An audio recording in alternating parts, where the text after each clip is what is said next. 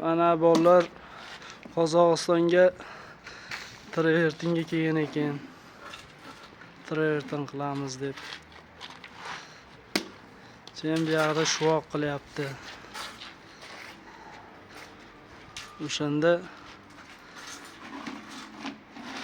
bo'laveradimi shunaqa qilsak, nima deysizlar? Kommentariyada yozib yuboringlarchi.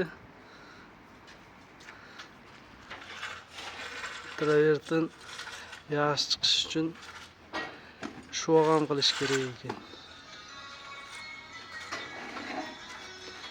Regallari shu bo'lmagan.